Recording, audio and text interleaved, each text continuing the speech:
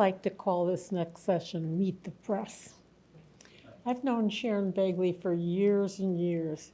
And one of the first times I'd met her, she appeared on a panel that I was giving for the biotechnology industry, talking about press releases.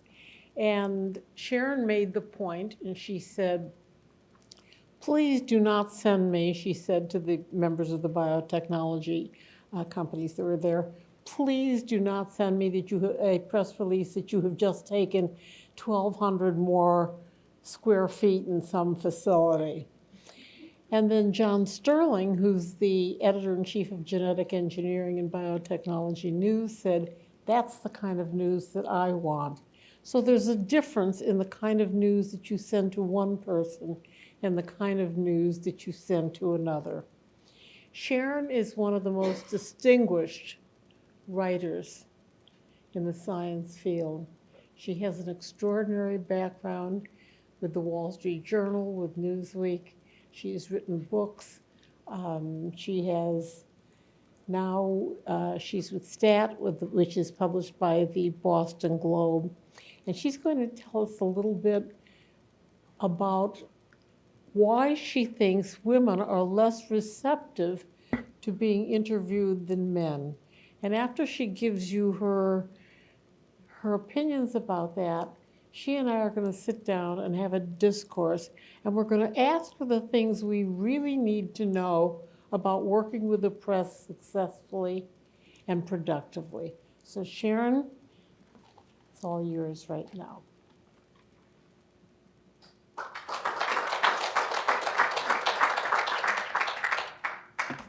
Thank you so much, Marianne. It's great to be here with you all. So I am asked with some regularity to speak to various groups on the general subject of how to work with the press. I've talked about that to mathematicians, which was a real hard one, with biomedical researchers, just across the board. But whenever I do that, I usually start by throwing the question back at the audience and namely ask them, why do you want to work with reporters? What is it you want to get out of your interaction? Why are you making any effort to do it or to do it better? Because unless you have a goal in mind, whatever you're trying to achieve, you're unlikely to do so. So there are a lot of reasons why you might want to talk to the press. And obviously, let me echo something that Elizabeth just reminded us of. If you can't see it, you can't be it. So, for this audience, having women scientists having their work described in the press, quoting them in stories, that tells the audience that there is a thing called a woman scientist. There are scientists who are women. Many people want to talk to the press or have their research described because they want to be famous. They want their mother to see their name in the paper. They want to inspire young people to go into this field, which they love. And I used to get, back when people wrote words on paper, postcards from young people saying, oh, that story you just did on cosmology, now I want to be a cosmologist. I never heard from them later. I don't know if they did. But anyway, so that's why people like me write about science. We actually do have, we're not out to tear down the field. We're not out to do negative stories. A lot of what we do is because we want to, make the world a tiny bit of a better place. So whenever you sort of think about working better with reporters, as I say, have your goal in mind. Are you trying to reach policymakers to tell them that this field really deserves greater funding? Are you trying to get your congresspeople to recognize this as important? Know what you want to do before you start doing it. So since we're doing backstories here, as Marianne mentioned, when we first knew each other, I was at Newsweek. I was there for a very, very long time. I covered science as opposed to medicine, so that was largely the physical sciences. If it was curing mice, that was me, but once somebody was curing people, that was the medicine writer. And then I woke up one day and said, my God, I have been here for a really long time, and if I work nowhere else, that will be truly pathetic. So as it turned out, the Wall Street Journal was looking to start a science columnist, so they reached out to me, and I went there for a number of years. I was lured back to Newsweek. Newsweek went down the tubes when the Graham family sold it. So then I went to Reuters. So at that point, I had magazine, newspaper, and then a wire, and I had no interest in broadcast. So the only thing left was an online publication, and lo and behold, the owner of the Boston Globe, who has a side business in owning the Red Sox, was starting this new publication called STAT, which doesn't stand for anything. It's more like the medical thing, STAT. Why he chose to start a new publication as opposed to increase the Globe's coverage of science, medicine, et cetera, I don't truly understand, but I'm not questioning a gift horse. But he just looked around one day at Boston, Cambridge, Kendall Square, Longwood Medical area, and said, wow, there's a lot of science and biomedical stuff going on here. Maybe we should write about it. So STAT does science, health, and medicine. We have recently increased our coverage of drug discovery, pharma, biotech, et cetera, because, you know, the world being what it is today, that's where readers who will pay are. So in the many years since Marianne and I first met each other, journalism has changed tremendously. I'm sure I don't have to tell you that. And the main thing is that people expect their news to be free. But my landlord doesn't think that rent should be free. So it's a really tough thing to balance. You have to pay reporters to do this thing, but people are very reluctant to pay for the product. So that's something that we all have to navigate. So to the question at hand, reporters have become woke recently, science reporters, about what a bad job we do in describing the work that women scientists do, in quoting women in our stories. And this was just a gift from the heavens earlier this week. So the sort of bread and butter sort of input for science stories is, of course, the published paper. You can't go wrong if you cover a published paper, ideally in one of Mary Ann's journals, but there are some others out there as well. So there was a very cute one earlier this week in Science Translational Medicine, a combination of an epidemiological study and some molecular biology, which basically reached the conclusion that the appendix can initiate Parkinson's disease. So that's really weird, and weird is something that science reporters do. So as is the case with the embargo system, which I'm sure you all are familiar with, but if not, we can talk later. So I had the paper a number of days ahead of time, obviously going to talk to the researchers, but you always want to reach other people in the field to tell you if, oh my God, I can't believe they published that, or this is amazing, or we knew that all the time, whatever their take on this, on the research is. You want somebody else to offer their thoughts about it. So again, being aware that we do a very bad job of quoting women scientists, I'm going to get to the reasons for that in a minute, there's a wonderful new site called 500 Women in Science. And they are making an effort to collect women in science and connect them with reporters, because the women who have volunteered to be part of this group say if they are willing to do interviews or if they're part of the group because for job opportunities, whatever. It's kind of like LinkedIn, like what are you looking for?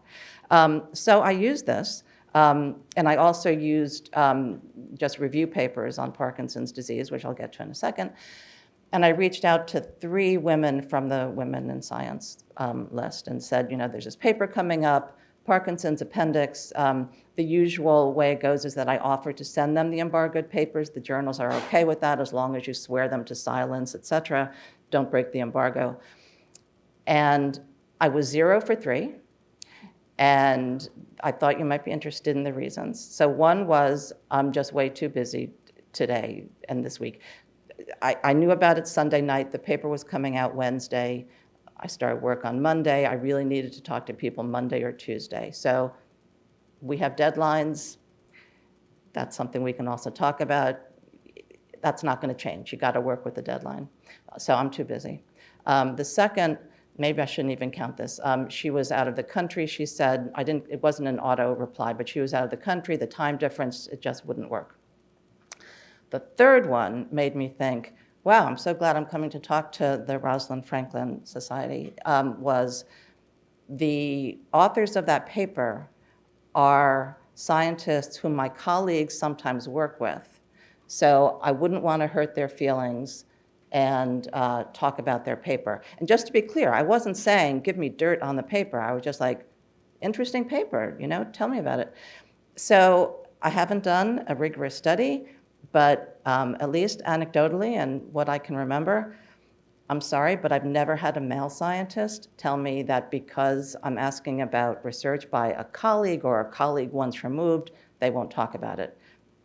I've had male scientists tell me that the work by the lab across the way is the stupidest thing ever or the greatest thing ever. They'll tell me anything, whatever. They're happy to talk. Again, N of 1 is not a study, but that sort of thing has happened before. So that's one of the issues that we often encounter when we try our hardest to get women into our stories. The second obstacle, or at least reason why this isn't working better, is how we find women scientists in the first place. As I said, there is this new site, 500 Women in Science. But then there's the usual way of doing it. So if there's just a general study on, and I'll just keep with appendix and Parkinson's because it's so weird, you look for review papers. You look for people who have, positions on the scientific advisory boards of Parkinson's-related foundations. They're just things that you do. Chairs at neurology departments who focus on Parkinson's. So I'm not sure about the foundation part, but let me just take the two: chairs or high-ranking people in departments and authors of review papers. Oh, and the third, of course, is giving prominent talks at the American Academy of Neurology or whatever, something that would be relevant to this. The keynote address, the something. So keynote reviews, high level in a department, So all of the reasons why, women have not achieved parity in those three areas, and those are the three areas where I find my sources, you see the result. So, as Elizabeth said, we can change the culture. So that is going to take a while. I'm not going to do this for another 40 years. I hope I'm going to do it for a little while longer.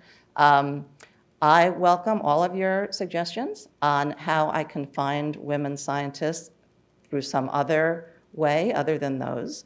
But most of all, I think what we need to talk about, you guys, when you go back to your institutions, do you, as women scientists, want to talk to reporters? Again, why do you want to interact with the press? You got to figure out if there's a good reason for your doing that. And if there is, then the next step is how to do that. And when Marianne and I talk, we can talk, some nuts and bolts about that if you have any questions about it.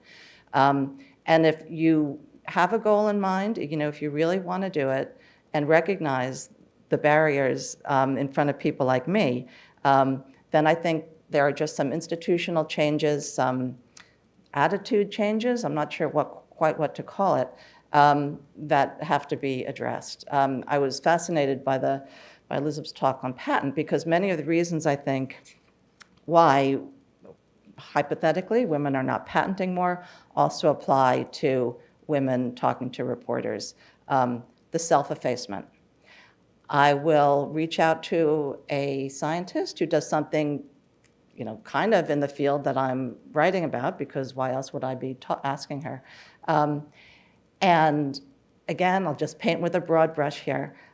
Women scientists are much more likely to say, I'm really sorry, I can't talk to you about that particular thing because it is not the precise thing that my last paper was on.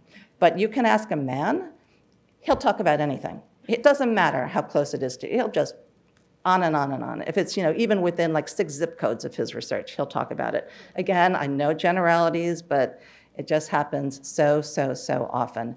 So, so this is a cultural change. Are we going to tell women scientists, yeah, talk about stuff even if it's not exactly in your wheelhouse? It's up to you. So anyway, with that introduction, I hope I've whetted your appetite, and I'll sit down. So let me just project for a minute until I'm like, so I get 50 emails per hour.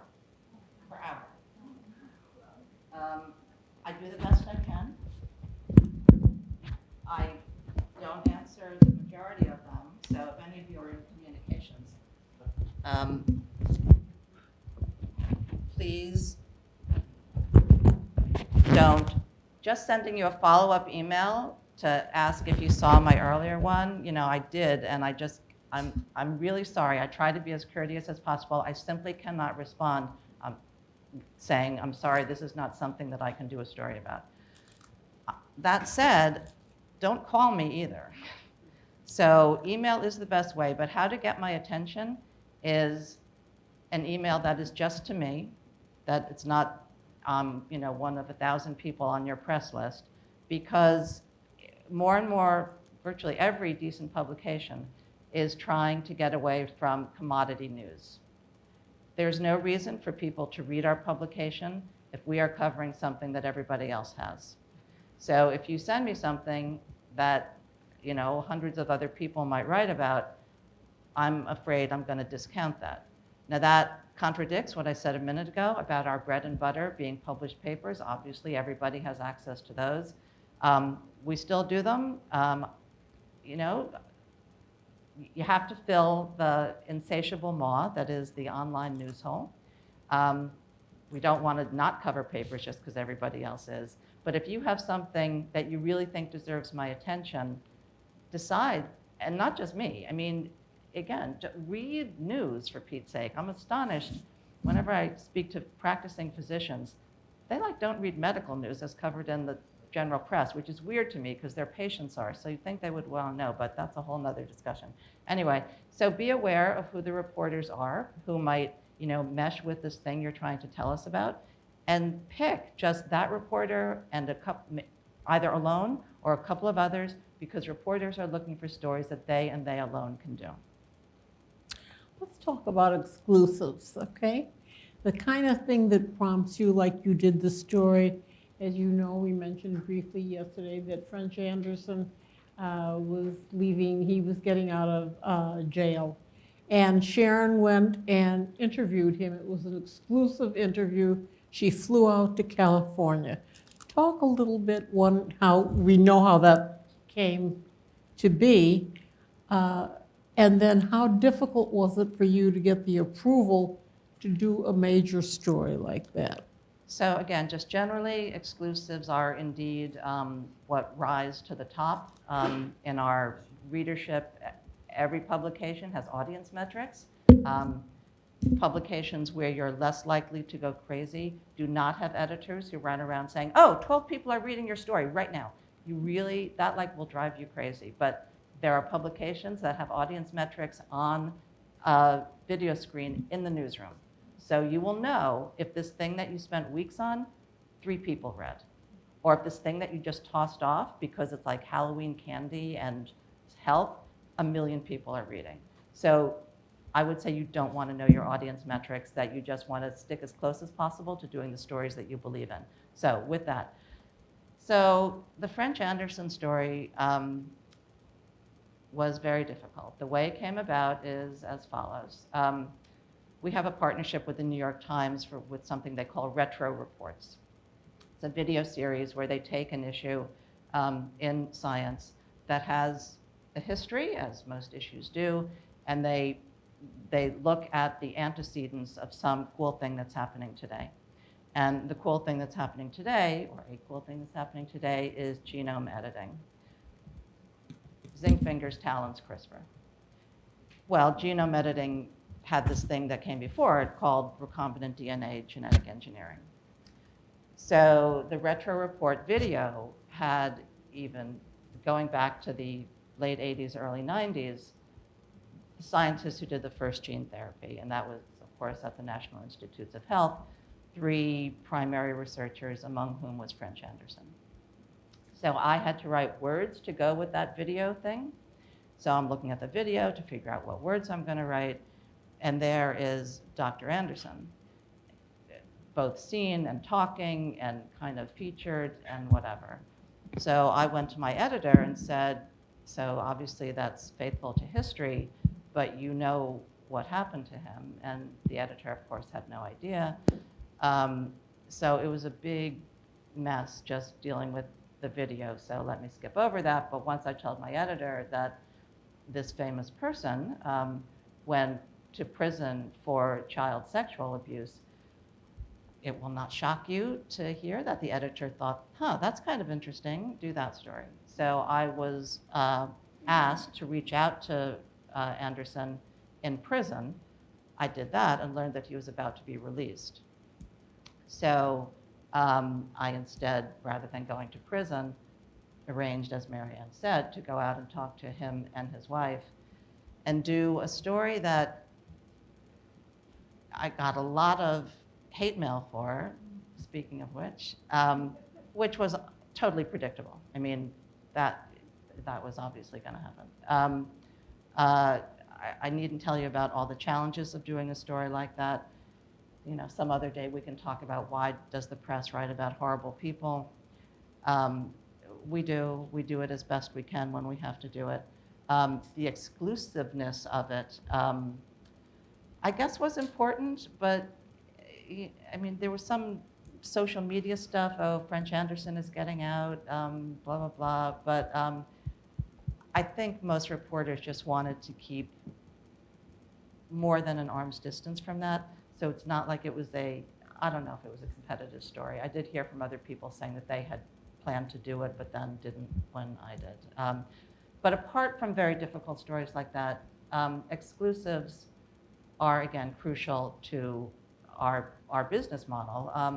A happier example of an exclusive is one I had this past Monday on an Alzheimer's researcher who has had just very interesting experiences at NIH study sections, at journals, et cetera, because he pursues a non-strictly amyloid-based explanation for Alzheimer's, which, you know, being sort of outside the traditional explanation for the disease has not met with great favor.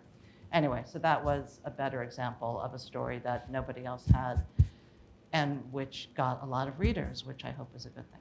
Now, Sharon, when you interview people, do they ask you if you will let them review their quotes before it's published? So people do ask them, I think because they got media training that told them to ask for that. So you can ask. Virtually no reporter at a publication that you've heard of will agree to that. And I will tell you why. Because sometimes I've done it. And what happens is you send the quotes back and they change them not for accuracy, but to make them sound not like they were talking to you like a regular person, but to make it sound like it was in the abstract or introduction of their most recent review paper. So, you know, I could have quoted the paper, but I didn't. I wanted to talk to you so that you would talk like a real person talking to, you know, the person beside you in the airplane seat next to you, or the person you're stuck on the elevator with, just like a normal person, or at your kids', you know, school, whatever. I'm looking for conversational language. So what I do, often at my own instigation, rather than because the scientist has asked me, I will send back chunks of the story that are very technical. For accuracy, obviously. I mean, no reporter wants to make a mistake, even if it's a minor mistake. So it turns out, so I'll just give, I mean, God, the examples are legion. Human herpes virus, like there's HSV 1 and 2, and so I thought that they're all HSV with some numbers up to at least 7, I've lost count. Well, no, the ones after 2 are HHV. So, you know, thank you, because I sent that back and they changed the S to an H. Great, doesn't look like I'm an idiot. Or just, you know, other things that are much more technical and more words and whatever than that. So again, you can ask for your quotes to be sent back. Virtually no reporter will agree to that because it just opens this can of worms. But you can ask if you have had a very technical discussion, you know, or at least offer. Say, you know, if you want to check back anything with me, here's my email, which we, of course, had, whatever. And you have to be able to get it back faster than you can imagine. Because we are all on deadline, as I alluded to earlier. It is often the case that even if I have filed to my editor even hours before, by the time, I'm not going to send back to you something that hasn't been edited. That's a waste of your time. The time, I kid you not, the time between an editor finishing a story, getting all of the, you know, hyperlinks and read mores and all this other stuff that we put on it, and the story landing on our site is often measured in minutes. So I will tell you, my story has to run on Wednesday at 2 o'clock. Where are you going to be at 1:45? And if you tell me I'm standing in front of 600 undergraduates, then we'll work something out. Then maybe I will say, okay, it's not ideal, but I will send you the rough draft because, the editor's not going to change HSV to HHV, so you can do that for me, whatever. We really want to work with you. We want to get it right. We want to get it not just, accurate in the sense of, numbers and letters and whatever, but sort of tonally and everything else. So again, asking to have your quotes read back and to check your quotes and to vet your quotes and to okay your quotes, that makes reporters crazy. But we are willing to, happy to work with you in other ways to make our story the best it can be. Does anybody say to you, I'm just giving you this on background, or Sure. the other So- words they say, this is off the record or on the record? So Do they let's- understand what that Well, I all was going to means? say, I bet, there's no reason that you would know this, so let's just quickly tick it off. Off the record is you can't use it.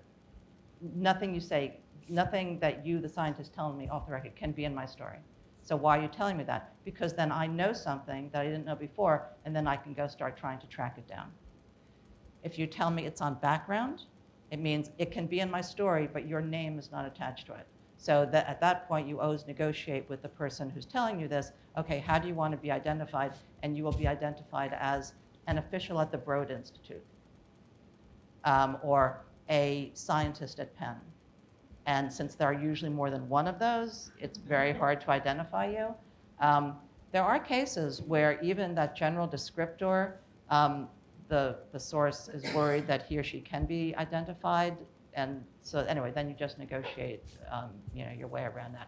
So again, off the record, on background, that's really all it is. And then everything else is, here it is, and I'm quoting you and using your name. If your question is under what circumstances will we take off the record and on background, well, off the record would be, you're telling me there's this really interesting thing going on, but for whatever reason, I cannot be attached to it, but I think you should look into it. That's fine. I welcome tips. I appreciate tips. To state the obvious, I have no idea what's happening in, call it 100% of the labs in this country. So you tell me. I will ask you why you don't want to be associated with this. Are you trying to undermine a competitor? Is there some problematic reason why you don't want to be identified? I'm sure you've noticed in newspaper, magazine, other stories, most reporters, or the editorial policy of most publications, when the source is not named, there is an explanation for that. Who declined to be named, and then frankly just make up some kind of BS, because it basically means because they're afraid to be named. But you say something like, for fear of because they didn't want to upset professional relationships, or because was not authorized to talk to report, whatever, something. But we all know it's because they didn't want to rock the boat. Anyway, so you have to deal with that. On background tends to be people who are kind of here in an organization, and it would make waves with people up here if they were quoted. That's often the case with, I'll just leave it at that, that it would, their boss would get mad. But it's the person here who knows everything, but the boss would still get mad. So this person can't be named. It's stupid, but there it is. So Sharon, how do I get your attention? I mean, you've got all these emails coming all day. You don't like to be phoned. So No, emails how are do I fine. get So, to you? You need to have a good story. You need to know what I cover and say, here's this amazing new thing coming up. Coming up is good because, I do my best reading the journals, and by that I, of course, mean just reading the tables of contents.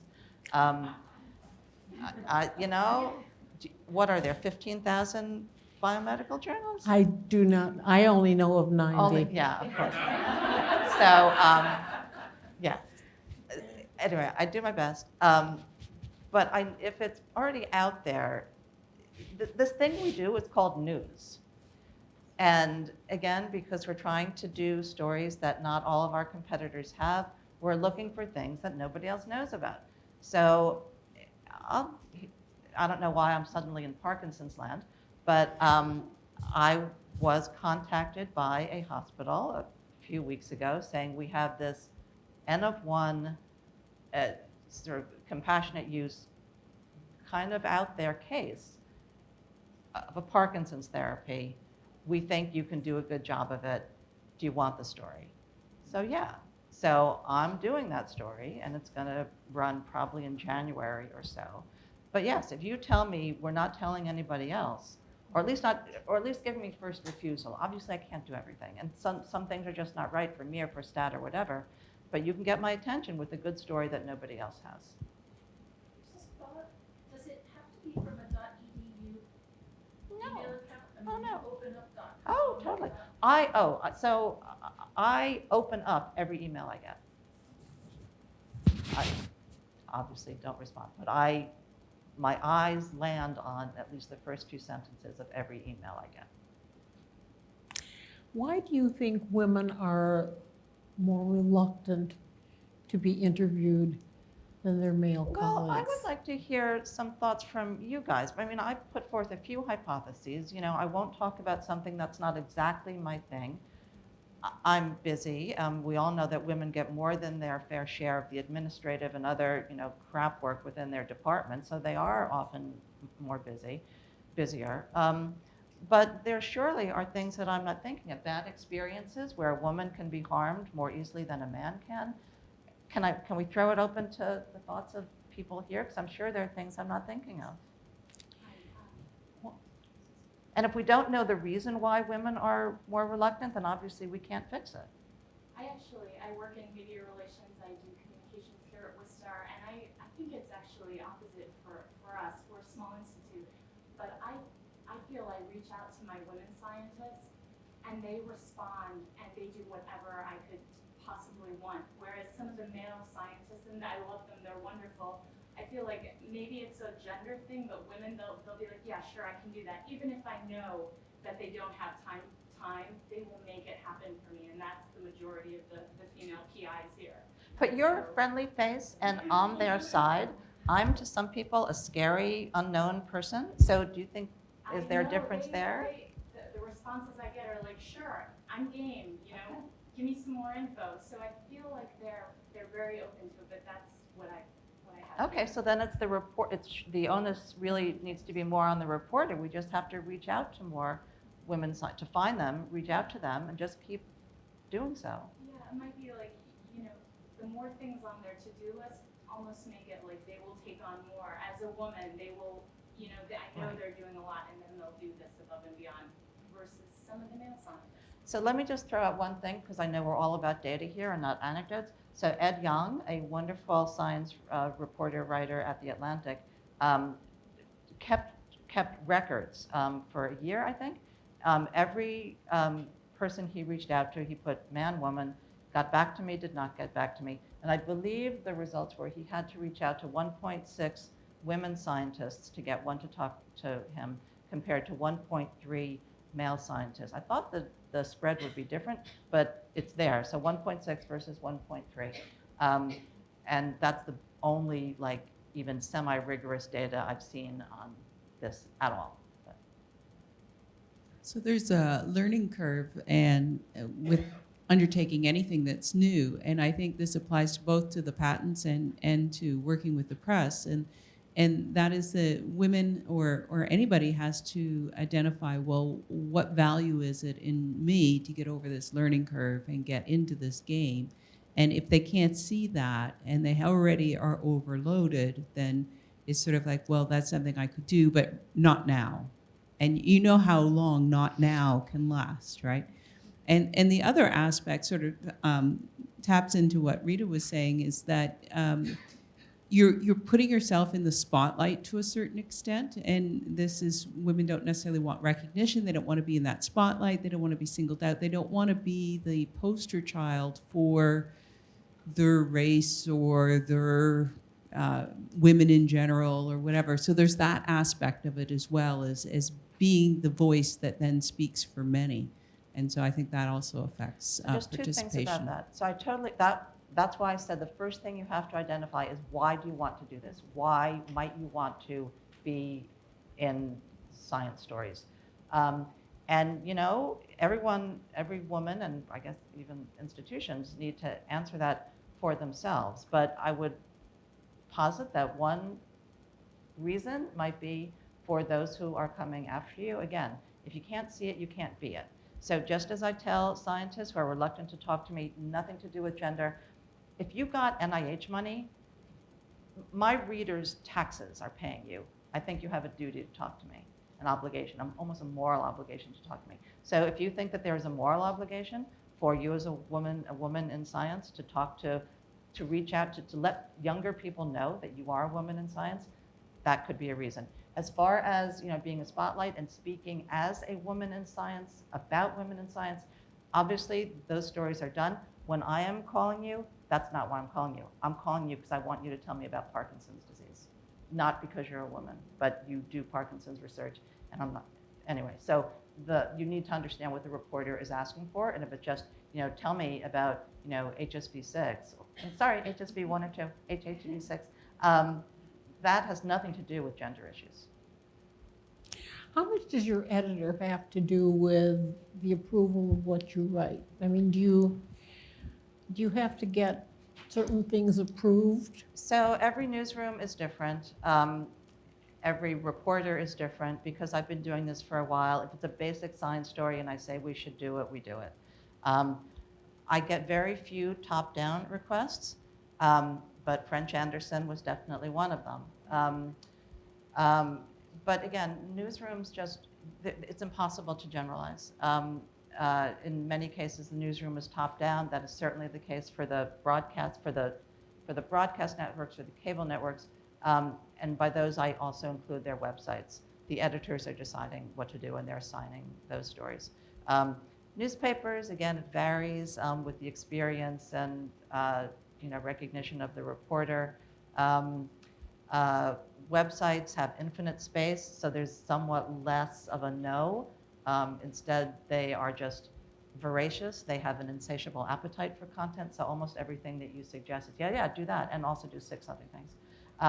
So impossible to answer how much top-down or bottom-up there is. It just varies by newsroom. Do you follow Twitter? I do. I follow a number of scientists on Twitter. I have been told it's a great way to get story ideas. I have gotten 0 story ideas from Twitter. I have, however, identified scientists who are willing to be public and who have commented sometimes on a paper.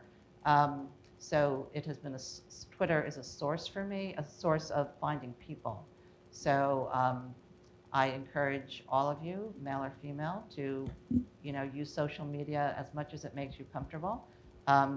You don't have to tweet what you had for breakfast. You can say, did you see this amazing preprint? So as far as exclusives go, I just got back from the National Association of Science Writers, to which I do not belong, but I spoke about covering preprints. And I do. And I'm going to keep doing it.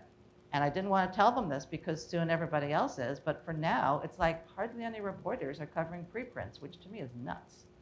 So anyway, that's again a whole nother topic, but that's also a source of, here's interesting stuff that hasn't been covered. And because scientists follow preprints, they will tweet, oh, did you see this amazing one? So that's helpful to me. Now, do you take things that are debatable, and do you debate for instance, the preprints, the value versus perhaps not using the pros and cons? Is that something that would be in your bucket, or would you not want to take that kind of debate up? Stat would probably not do that story. We just probably would not. I think it's a story that is interesting. Like I can see Columbia Journalism Review or HAR covering that. Again, professional societies are having that debate. I think it's a fascinating one for scientists. That debate raises the question of, do you talk to the reporter who reached out to you because you have a preprint, when Nature said if you talk to anybody, we're going to not run your paper after all? So there's a list of 200 publications that have said, even if you have posted your preprint, and again, I use bioRxiv because we just do biomedicine, we will still publish your paper. But their policies on if you talk to a reporter about your preprint, then you're likely to be screwed. That's a real problem. So one of the things I talked at NASW about is, will you write off a preprint if the authors won't talk to you? I have done so, and I will continue to do so. It's out there. I'm sorry, it's out there. It's public. I'm going to write about it. Would you tell us a little more about STAT? Yes. Do you know STAT?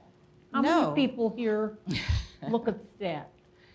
So we launched only 3 years ago, and we are not widely known, trying to become better known.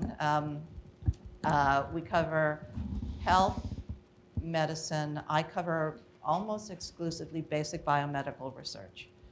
We have people who cover pharma, biotech, et cetera. The website is statnews.com.